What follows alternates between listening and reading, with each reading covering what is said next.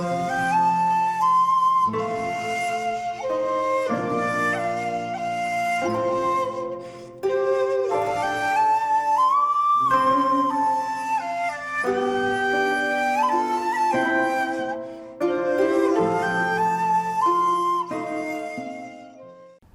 there, this is Solitary Ronin from Solitary Ronin Films, and welcome to another episode of Actors, 6 of the Best. Today, one of my favourites, Ingrid Thulin, who is synonymous with Bergman, but did make other films, even though 5 out of the 6 of films I have chosen for my favourites are directed by Bergman.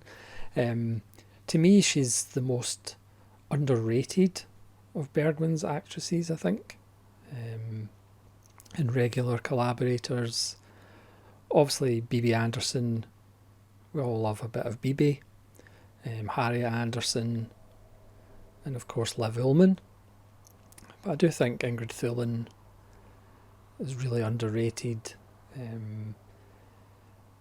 She just has such wonderful intensity, wonderful cheekbones. She's tall, elegant. She generally is kind of the more intellectual, not exclusively, but the more cerebral one of his favourite actors. Not that any of the other ones weren't. But that's how I always think of Thulin, who sadly died in 2004 at the age of 76. But again, I'm just going to go through my favourites. And again, the whole point of this exercise is for me to show and for me to read your favourites. So again, please let me know in the comments your 6 favourite Ingrid Thulin performances or films. So I'm going to start in 1957 with arguably my favourite Bergman film, Wild Strawberries, and Ingrid Thulin plays Victor Sonnström's daughter-in-law, married to Gunnar Bjornstrand, again a regular in Bergman films. And again, the conversation that Thulin and Sonnström have in the car about his son and their relationship that is deteriorating is just absolutely riveting. The way she interacts with Bibi Andersson and the other young kids that they pick up is wonderful. Her interactions with the bickering couple that they pick up is wonderful. I'll say wonderful about her 20 times. Her relationship with Sonnström is complicated and she just lets it out. And her opinion of him, it's just sensational stuff. It's a sensational film, which for me just becomes more and more important and moving as I get older. That was Wild Strawberries. And then the year after, I'm going to go with Magician. Again, a bit of a transformation as Thulin is perhaps playing a man. The kind of sidekick of Max von Sydow's Magician.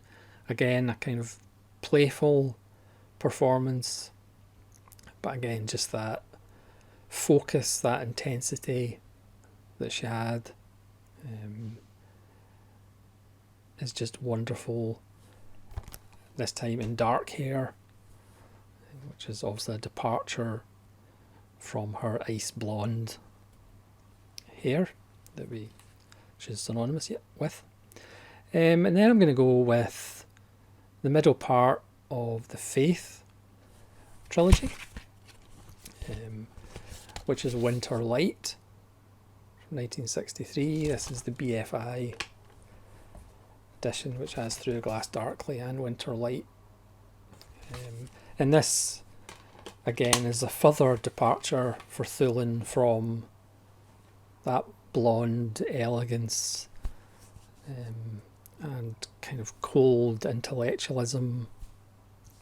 Here she plays a spinster, and she's made up to be fairly dowdy, even though obviously they couldn't remove her stunning cheekbones.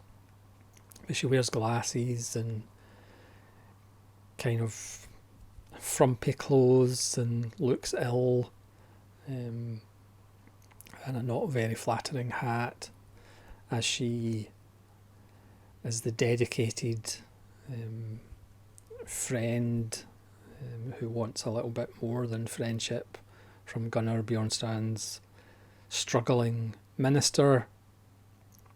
Obviously Bergman's father was a minister himself. Again, this is a completely different performance by Thulin, much more jumpy and anxious and desperate, but it's equally as sensational. And I do think Winterlight is one of Bergman's most underrated masterworks. My favourite of the trilogy is probably Through Glass Darkly, but not by much over Winterlight. Then I'm going to go with the third in the Faith trilogy, Tystnaden, or The Silence. This is my least favourite of the trilogy, but Thulin is fantastic as one of the sisters, who's a chain smoker and is generally not well, and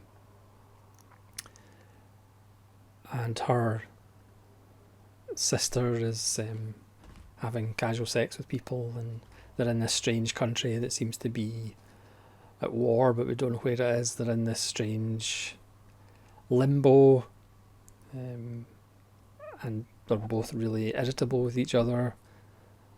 And they also have, she also has her niece, her nephew even. Niece is female, I think, and also somewhere in France. Again, it's not my favourite one of the trilogy. I know it is very highly rated by others, but Thulin again is wonderful. Even if the film itself isn't one of my favourite Bergmans, even though it's still very good. And then we come to the one that's not a Bergman film, 1971's short Night of the Glass Dolls, starring Jean Morel. This is a fun little giallo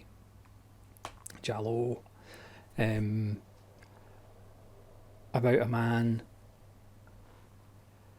who wakes up dead in a mortuary, and in flashback he tries to understand how he got there. Nobody else seems to know that he's still alive, and Thulin plays a reporter or an editor that Morel tries to get, or helps to investigate why his girlfriend went missing, and lots of other women are going missing. I mean, Thulin's not on screen for a long period of time, but when she is on screen, she gives a wonderful peppy performance. Again, very stylish. With the exception of Winterlight, that's kind of what we're used to. And it really is a fun little film from 1971 with a lovely little premise. And it's a lot of fun, so if you haven't seen it, you should check that one out. And then I'm going to finish with 1972, another Bergman, Cries and Whispers. All about sisters, the colour red, and lots of death.